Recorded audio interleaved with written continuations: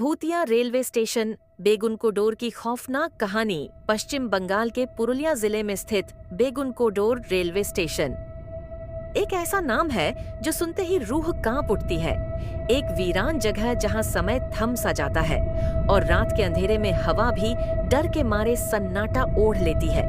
यह स्टेशन 1960 के दशक में चालू हुआ था, लेकिन एक रहस्यमय घटना के बाद इसे अचानक बंद कर दिया गया। लेकिन इस कहानी की शुरुआत उस शख्स से होती है जिसने अपनी जिज्ञासा और तर्कवाद के चलते भूतों को चुनौती देने की गलती की। अर्जुन बाबू, नए नियुक्त स्टेशन मास्टर। पहली रात का खौफ अर्जुन बाबू को जब बेगुनकोडोर स्टेशन पर पोस्टिंग मिली तो उन्होंने इसे एक सुनहरी अवसर माना, पर गांव वालों ने चेतावनी दी, साहब रात के वक्त स्टेशन पर मत रहिएगा, वहां एक औरत की आत्मा भटकती है। अर्जुन बाबू हंस पड़े, ये सब अंधविश्वास है, भूत वूत कुछ नहीं होता। लेकिन उनकी पहली रात ही कुछ अजीब साबित हुई। स्टेशन सुनसान था, चारों ओर घना अंधेरा पसरा था। अर्जुन बाबू अपनी टेबल पर बैठकर कागजातों में खोए हुए थे। तभी उन्होंने बाहर से अजीब सी खटखटाहट सुनी, जैसे कोई लोहे के खंभे पर हाथ मार रहा हो। वह बाहर निकले पर कोई नहीं था। हल्की हवा चल रही थी, लेकिन उसमें एक ठंडक थी जो हड्डियों तक सरक गई।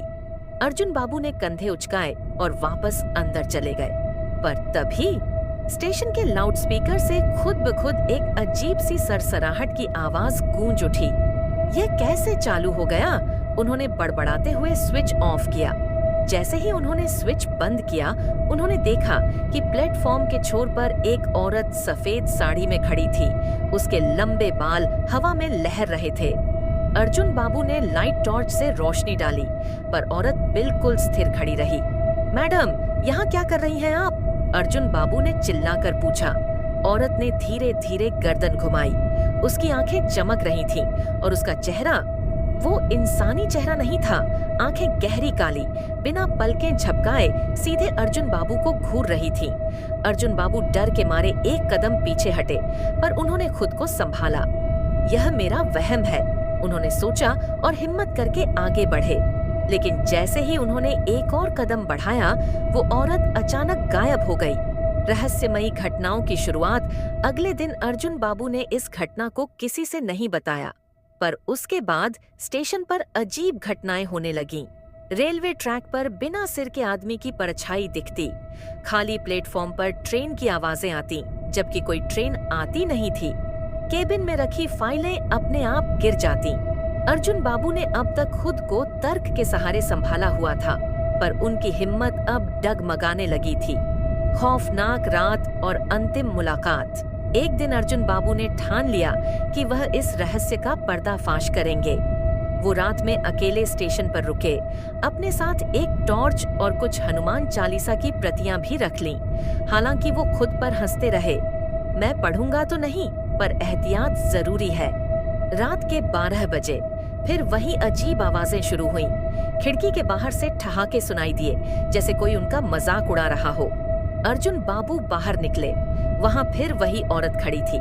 इस बार उसका चेहरा और भी विकृत था, आंखें और ज्यादा लाल और उसके पांव उल्टे थे।